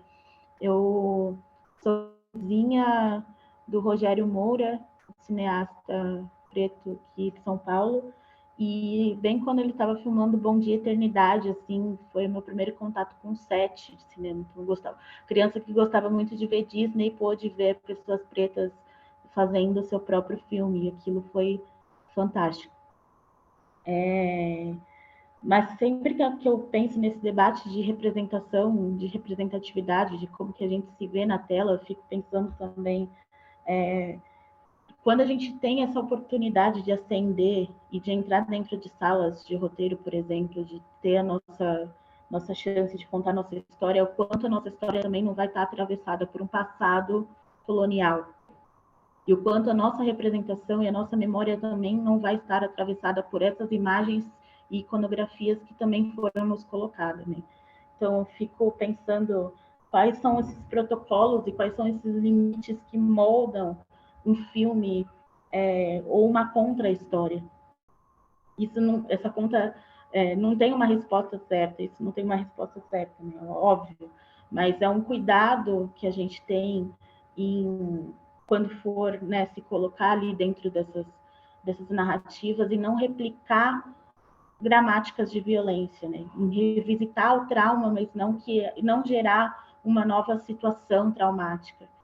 A gente, né, tem essa missão ali, reconhecer, tentar criar metodologias que resolvam essa ambivalência, né? Mas mesmo que não resolva, mas pelo menos reconheça isso como um problema. Então, esse texto ele traz várias reflexões, assim, ele também aponta para alguns métodos, para alguns caminhos, né? Até grifa uma parte de um texto de Fanon, como que fala sobre isso, mas é sempre um desafio, assim. Então, é mais ou menos isso. Eu tenho mais questões com isso do que coisas fechadas, que argumentos fechados. Marcos, depois... Gente, boa noite, tudo bem? Eu também não consegui levantar a mão, perdão. Tá, Elmo, coloca no chat, gente. Não me perco aqui, por favor. Estão me ouvindo? Pode ir, Marcos. Certo. Gente, mais nada a agradecer pela oportunidade. Estou amando essas aulas assim. Clementina, Raquel, realmente... Estão me ouvindo melhor? Fala um pouquinho mais alto. Pronto, maravilha. Vou falar alto. E aí eu, assim, agradecer pelas aulas, assim, pela oportunidade. Eu acho que está sendo, para mim, assim, outros parceiros aqui de Salvador também, a gente está conversando muito sobre o curso e a gente está amando. Para mim é sempre disruptivo, assim. Sempre é um corte quando o Clementina e a Raquel trazem algumas questões que me atravessam e atravessam esse modo de pensar e fazer o cinema, assim, esse cinema preto aqui em Salvador. Eu digo assim, e após ter lido esse texto de Bell Hooks, eu fui profundamente tocado por dois pontos fundamentais que as meninas já trouxeram. Eu quis escutar todas as mulheres, principalmente por ler e por realmente ser cinéfilas, por produzirem, por serem pesquisadoras, para entender também esse local dessa mulher preta e também pensar, como a Bruna trouxe, que foi importantíssimo, de como a gente reconstruir, como a gente contar essas histórias que rompam com esse legado, sacou? Com esse legado racista, colonial. E eu penso muito que Bell Hooks traz um pouco desse lugar de pensar esse espaço, de pensar esse olhar positivo, de uma maneira que a gente não perpetue esses novos personagens, né? Esses personagens já contados várias vezes na indústria, nesse mainstream branco. Então, eu acho que esse Alexandre também me tocou profundamente assim a fala dele na questão dele se relacionar com a temática, de tentar conseguir entender e compreender um pouco sobre tudo isso que está acontecendo, porque a gente não percebe. Eu li o texto e algumas coisas também me atravessaram e fico sempre nesse questionamento. Como eu posso fazer com que isso realmente torne essa arma de utilização, que é o cinema, para fazer novas narrativas, né? Esse poder sonhar, esse poder construir histórias que eu me vejo na tela, que eu veja sem esses estereótipos que são dados pela branquitude, mas também que me possibilite eu ir de encontro a isso, sabe? E o poder também meio que ser ali infiltrado e pensar na sala de roteiro, nas curtas que a gente produz e alcançar os nossos também, né? Porque eu acho que essa é a grande questão, assim. Será que a gente alcança os nossos? Será que esse olhar está tão moldado pela a televisão brasileira? É uma televisão que é moldada por esses aspectos do estereótipo da mulher preta, do homem preto, sem serviçal. Então, assim, como é que a gente quebra isso, sabe? Eu acho que o texto Bell Hooks meio que faz com que a gente desperte, pense, comece a pensar e comece a desconstruir um pouco desse legado de ver esse tipo de personagens. Quais personagens que a gente pode associar e construir, enfim. São ideias também que eu queria falar um pouco, externalizar para tentar também seguir na discussão, mas não vou prolongar muito não, que praticamente não fechar. E obrigado, gente, mais uma vez. Excelente. Posso A ir? gente agora tem a Aparecida e Elmo. Brevemente vocês pontuam para entrar o Clementino e eu também para colocar umas considerações, tá? Marcos, pode baixar a mão. Aparecida, depois o Elmo.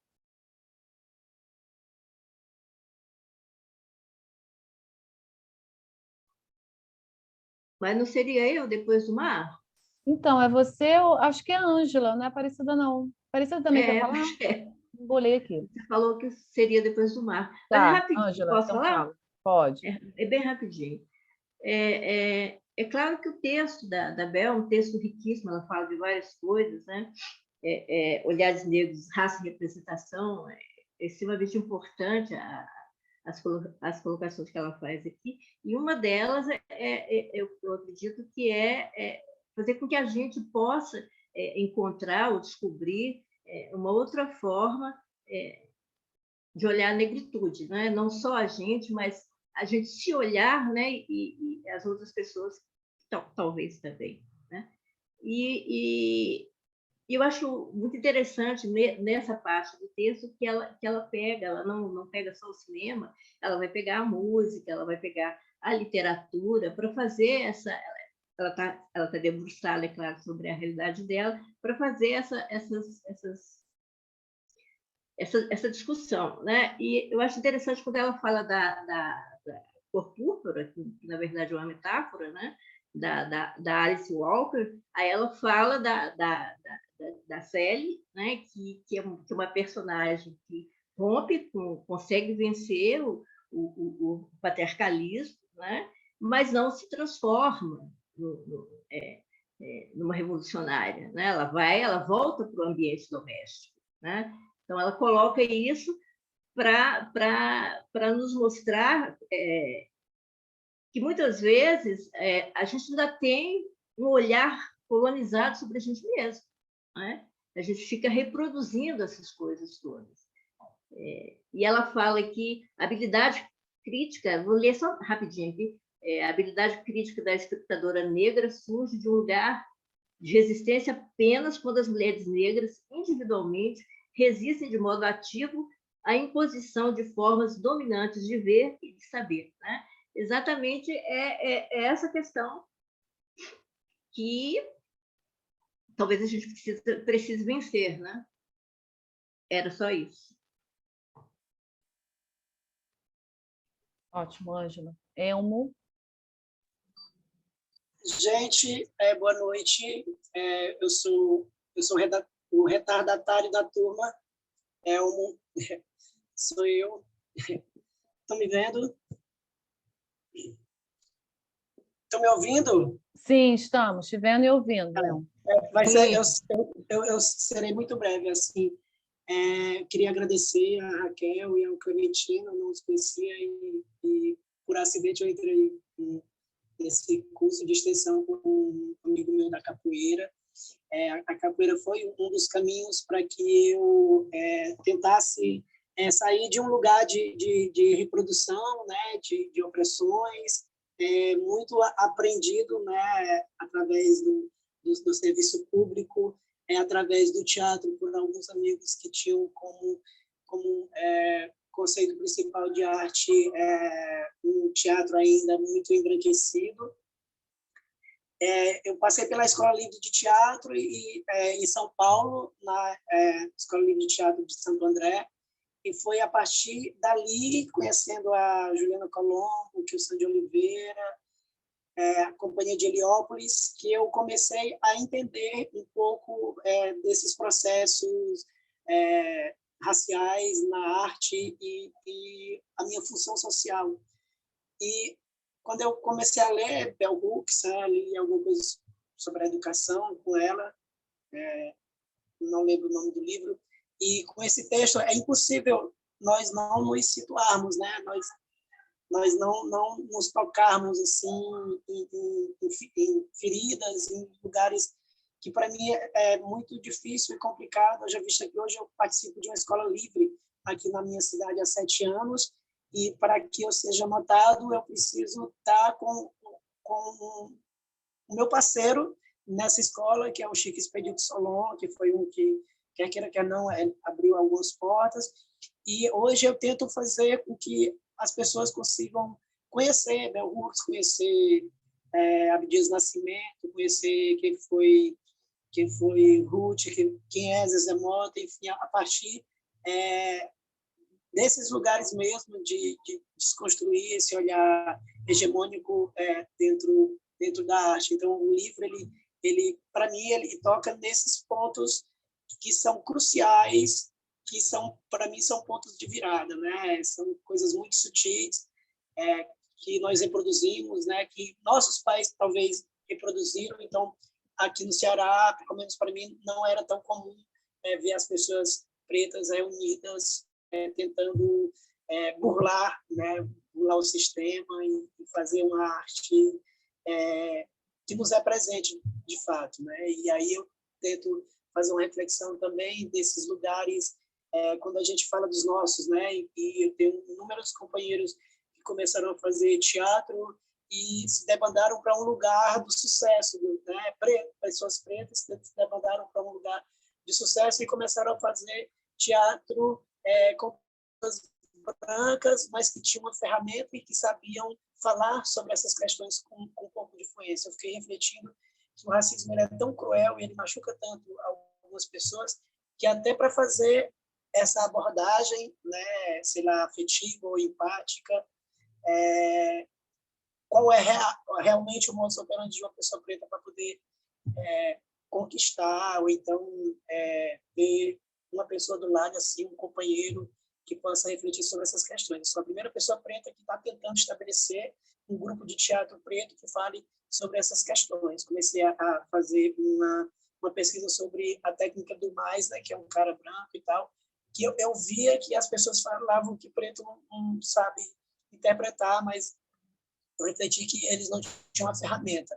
Então, eu tento ver e refletir essa técnica, vendo que tem muito mais pessoas brancas conseguindo, né, deslanchar no audiovisual, com grandes interpretações, porque tem grana, enfim. Aí eu tento fazer um filtro dessa técnica a partir da identidade de cada pessoa, né, de como elas pensam, e uma verdade cênica, mas a partir desse filtro assim, da negritude. Muito obrigado, desculpe eu ter me delongado.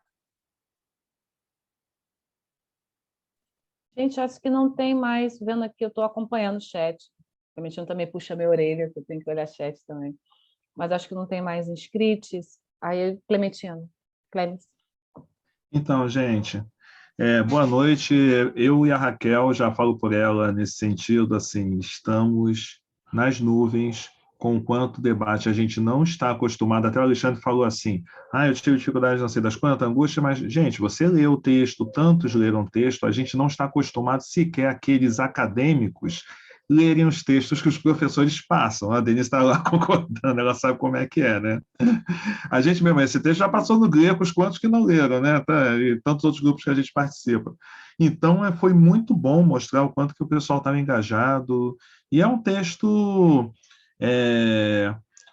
que dispara alguns debates. Uma das situações foi mencionada muito brevemente, e depois eu vou fazer o gancho para os links que eu vou jogar aqui, para quem quiser depois continuar esse debate aprofundando, que pode ser até importante para o próximo módulo,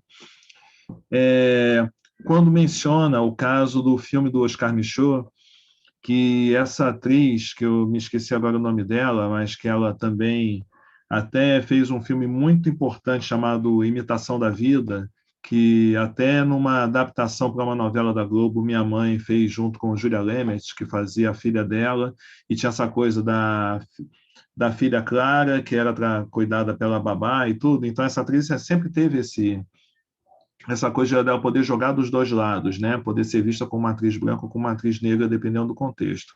Teve um filme que concorreu ao Oscar recentemente que me mexeu um pouco nesse universo.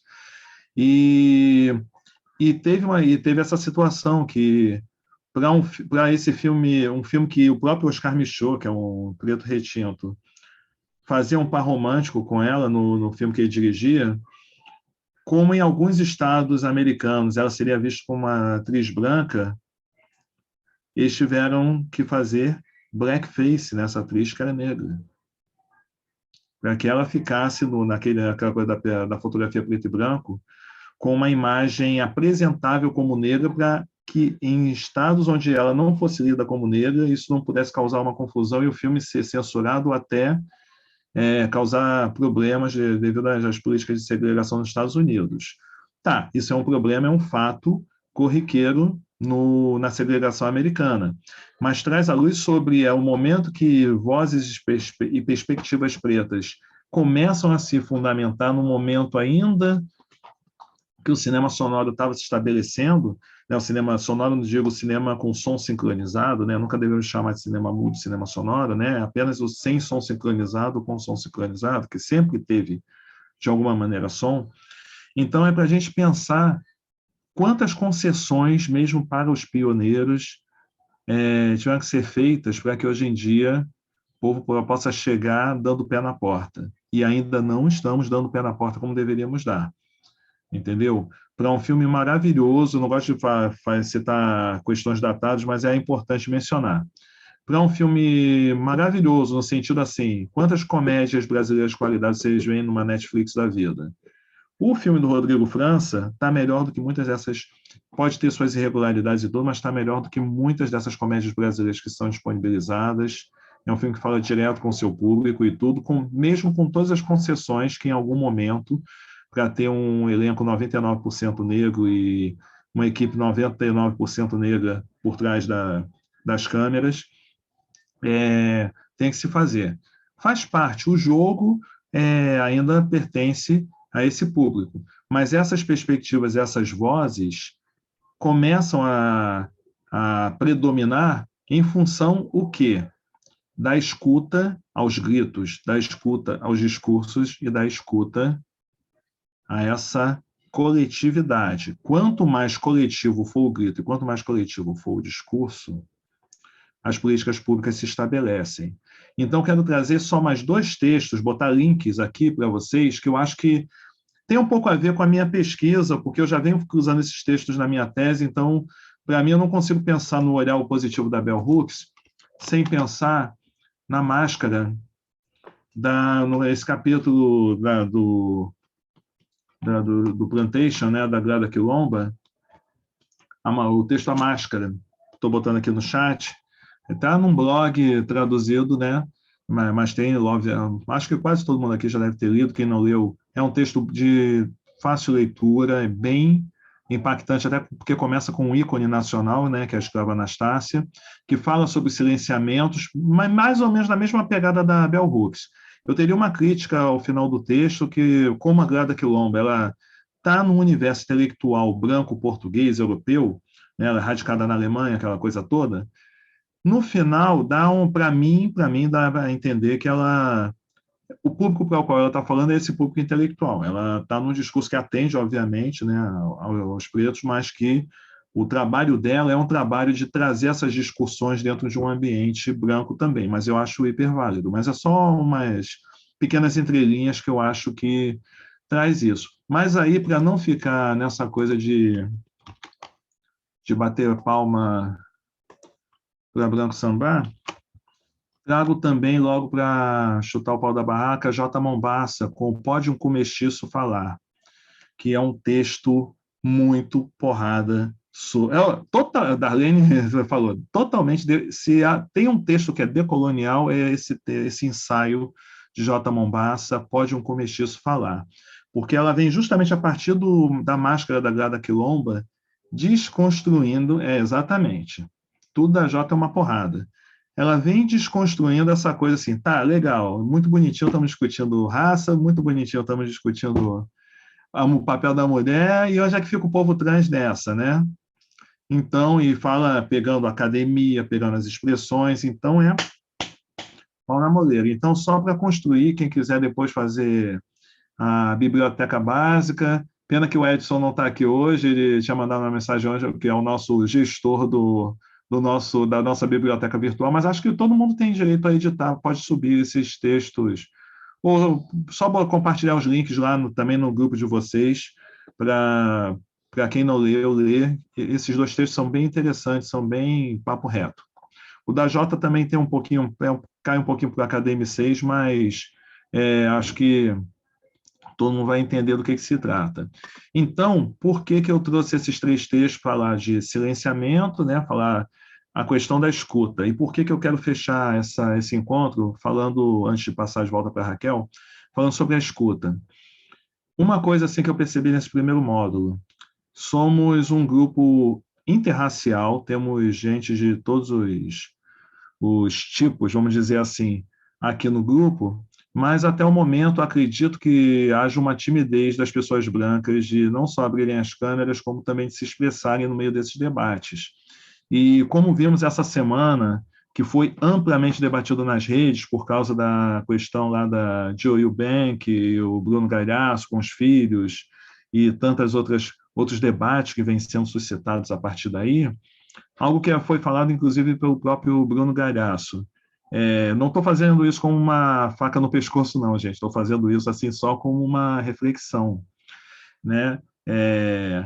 Sobre, às vezes, o lugar de fala ser visto como uma situação do tipo, não, eles têm um lugar de fala, eles vão falar, eles vão se expressar, e etc. Mas, gente, as pessoas brancas que são parceiras, que são aliadas, tem que se expressar também, se estão fazendo a escuta respeitosa, se estão fazendo a escuta para tentar entender como funciona a mecânica, como todos os debates estão sendo trazidos para esses discursos da pretitude que estão sendo construídos, tem que também saber expressar como estão compreendendo e até como estão pesquisando cada qual a sua maneira. Se estão aqui, já é um espaço de pesquisa. Então, gostaria sempre de ouvir as contribuições também das colegas e colegas brancas e brancos aqui, ou de quaisquer outras etnias, que todas as expressões de sexualidade, gênero presentes também, ou não, se expressem aqui, para que a gente construa um espaço comum. Lembrando, usando o termo que o Alexandre trouxe muito bem do aquilombamento. O quilombo, já repetimos isso várias vezes, o quilombo foi a experiência mais radical acontecida no Novo Mundo, onde de uma revolução negra, que não tão radical quanto a do Haiti, que trouxe consequências radicais contra o Haiti, mas que, por um século, se isolou do governo imperial, da coroa portuguesa, então, com uma economia própria, acolhendo brancos, acolhendo indígenas, acolhendo quem estivesse sendo oprimido pelo Estado.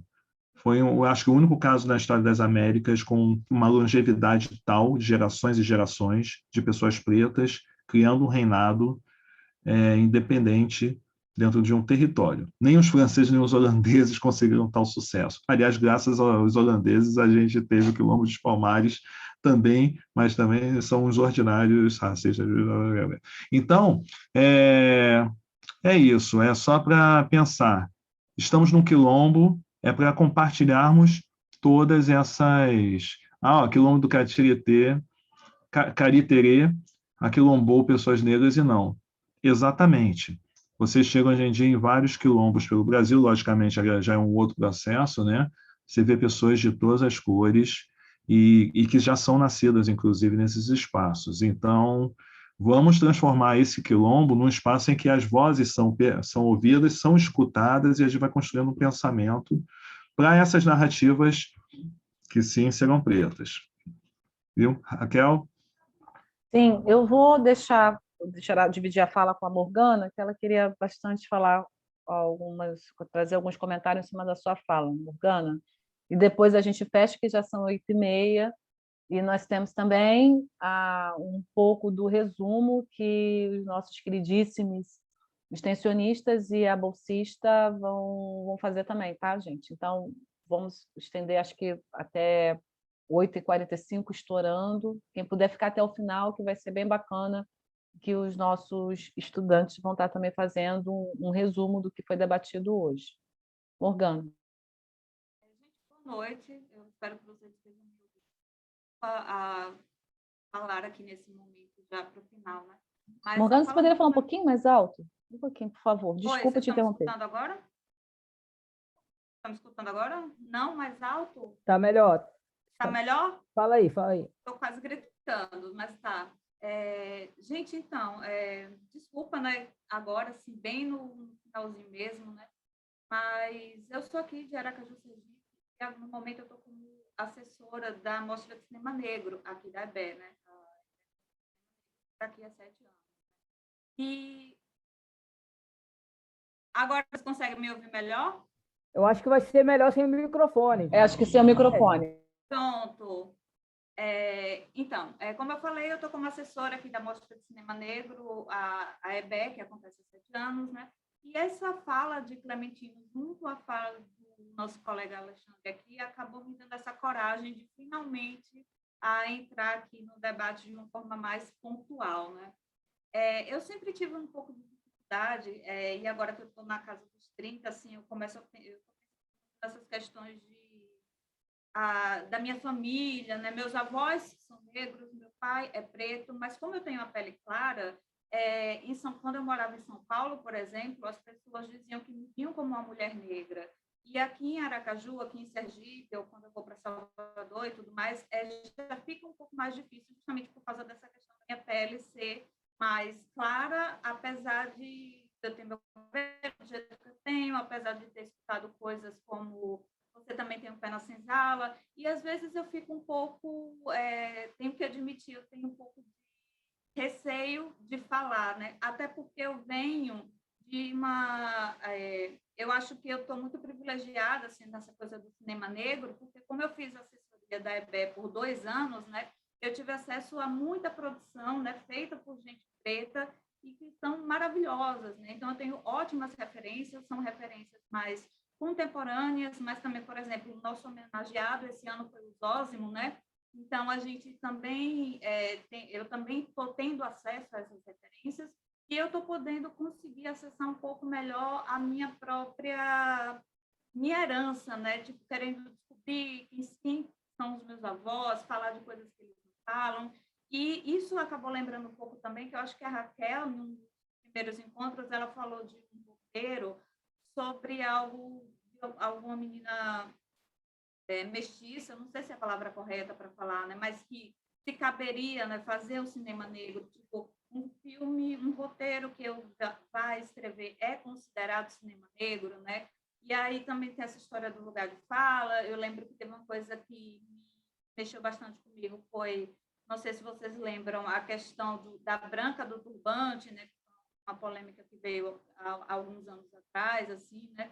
Então, são coisas, eu fico meio que patinando, assim, sabe? Eu quero falar, eu quero trazer as referências que eu tenho, e as referências, ultimamente, são muito positivas por eu fazer parte, né, da EBE, da Mostra de Cinema Negro, por eu ter acesso, né? E eu sei que não é todo mundo, né? Mas, ao mesmo tempo, eu também não me sentia representada no cinema, quando eu era, e nem na TV, né? Como falaram, assim, né? Então, eu achei muito importante o Clementino ter, enfim, dado esse empurrão aí para que a gente, mesmo que eu esteja aí nesse processo de descoberta identitária, de pensar mesmo de onde eu vim e trazer tópicos até que meu pai, por exemplo, que é negro e que já tem, enfim, tem 68 anos, não se sente tão à vontade de falar. Eu acho que estar nesse ambiente não só vai ajudar, né, no meu trabalho aqui, mas vai me dar um pouco mais de perspectiva e saber que todos são, não que eu nunca tenha imaginado, né, que eu não era bem-vinda, mas eu preciso admitir, Clementino, e para todas e todos, que havia um pouco dessa insegurança, sabe, tipo, até onde a minha fala é válida, até onde eu trazer essas experiências positivas que eu tive com o cinema negro, não é como se eu estivesse menosprezando os desafios, muito pelo contrário, né? Principalmente estando não fora de eixo, que é Aracaju, né? Desafio no audiovisual a gente tem para, enfim. Mas obrigada, Clementino, por ter falado isso. Eu acho que se você não tivesse comentado, talvez eu não tivesse me pronunciado aqui em nenhum momento, e esse curso é rico para mim em diversos aspectos. E se alguém tiver uma experiência semelhante à minha, ou até textos, ou filmes, ou, enfim, possam compartilhar aqui, é muito grata. Obrigada por me ouvirem. Bom, nós passamos bastante da hora. Morgana, é um assunto extremamente complexo que eu prefiro deixar no primeiro movimento da próxima terça-feira, fazer um debate com relação à perspectiva do lugar, né, vamos dizer, da população negra, pretos e pardos, né? Vamos fazer essa discussão, mas eu não quero entrar nesse debate agora, eu quero pegar o gancho do Clementino no sentido que mais vale para o fechamento da aula de hoje, do debate, da nossa conversa de hoje, aula não, da conversa e do debate de hoje. Sem a sociedade brasileira, né, nós precisamos, né, como um todo, trabalhar com políticas antirracistas, derrubar o racismo estrutural, institucional, extinguir qualquer tipo de possibilidade de segregação, intensificar as leis de combate que sejam por mais tempo, né, que amarre bem, né, como uma lei penal, que seja inafiançável, que tenha uma certa instrumentalização, sim, nas redes digitais, que é onde mais acontece os casos de injúria e de racismo, e isso é a sociedade, né? É a sociedade brasileira. Isso não significa que as nossas histórias vão continuar sendo recontadas e recontadas e replicadas pela estrutura, né, racista do audiovisual brasileiro. A desconstrução dessa estrutura racista vai garantir, né, a aceitação e a entrada de oportunidades das nossas histórias. Então, é a partir da luta e do coletivo que conseguimos trazer as nossas histórias e que as nossas histórias tenham uma política de escoamento, ou seja, que elas consigam ter um canal de distribuição efetiva e assertiva, não apenas nos cinemas de exibição tradicionais, mas principalmente aonde o olhar é criado, aonde esse olhar, que não é o olhar opositivo, mas é o olhar que reforça esse distanciamento, que reforça a capacidade da gente receber, e receber de uma maneira que não tem relação de identidade, que tem a relação de violência, que tem uma relação que causa, né, o distanciamento com relação às nossas próprias fisionomias, os nossos próprios traços negroides, a nossa própria cor, né, que é dentro dos espaços educativos. Nós precisamos estar construindo o olhar opositivo dentro dos espaços educativos. Então, quem está aqui, que não é do Estado do Rio, e que organiza mostras, curadorias acerca do cinema negro, faz debates, precisa, com urgência, fazer relações com as secretarias municipais e trazer para essas secretarias municipais esses olhares de formação continuada com o corpo docente, principalmente, das séries iniciais dos anos finais do ensino fundamental, do próprio ensino médio, e também promover dentro desses espaços laboratórios não só de construção de produção, né, audiovisual, como também da própria análise crítica de um cine-debate com curtas-metragens. Isso é urgente, porque na infância, que eu tenho 50 milhões de imagens aqui, e nós sabemos bem que imagens são essas, porque nós aprendemos dentro dessa imagem o quanto que isso reforça a própria legitimação, né, da política do branqueamento, que nos mantém completamente à margem, né, de alcance das nossas produções e completamente à margem de escrevermos as nossas próprias histórias. O que nós estamos aqui no audiovisual é forçar, rasgar, peitar, romper com esse racismo para que nós possamos, melhor dizendo, escrever as nossas próprias histórias, escrever o nosso espaço, as nossas representações, as nossas imagens, que tem um sentido, né, ultradimensionado, ou seja, tem uma dupla articulação, tem uma dupla dimensão, exatamente porque nós sofremos esse racismo institucional, estrutural e simbólico que nos afasta desses processos, né, de oportunidades democráticas e igualitárias, e temos esse olhar dentro, né, imersos nessa estrutura social, que ressignificamos, né, através desses aquilombamentos, através das nossas famílias pretas, né, ressignifica o processo de resistência e de sobrevivência que a gente faz nessa sociedade. Isso é muito importante, né? A gente tem um olhar, que eu já falei, singular. E é isso que eu trago também de um texto, só para fechar, já são 8h40, não vou me estender muito.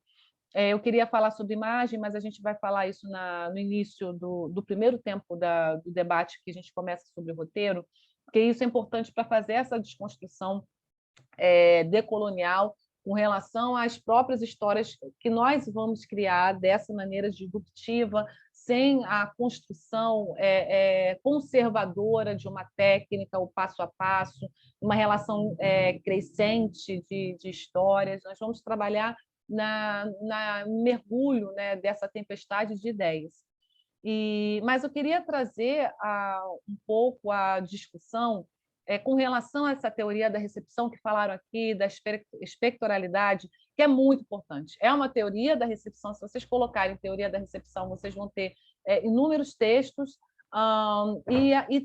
eu quero trazer exatamente para essa discussão com relação ao olhar, a recepção do texto, ou seja, da ideia, né, da premissa da história, mas também algo que me chama a atenção, que é a estrutura da significação. Estrutura de significação que produz um retrato, né, dessa espectralidade, dessa forma como nós estamos olhando um texto fílmico, que, dessa maneira, na perspectiva da Bell Hooks, quando produzimos essa estrutura de significados, essa produção está completamente desatrelada, totalmente desarticulada do propósito dessa imagem que a gente está recebendo. A gente não consegue estabelecer relação de identidade. E essa estrutura da significação, ela me parece ser a chave, porque nós precisamos, como o Hugo falou muito bem, tirar a vilania, desconstruir os conceitos. E esses conceitos são aprendidos através dessa representação, dessa construção dessa imagem mental com somatório de imagens sonoras, literárias, de imagens através da própria comunicação, e solta, né, e tem a síntese dessa imagem mental, ou seja, dessa imagem coletiva, que tem como ponto, né, de interlocução essa representação que, de fato, não abraçamos essa representação, porque é feita por uma política de branqueamento, não é pacto de branqueamento, é uma política. O que eu quero dizer com tudo isso? Precisamos perceber, dentro da proposta do olhar da Bell Hooks, o quanto que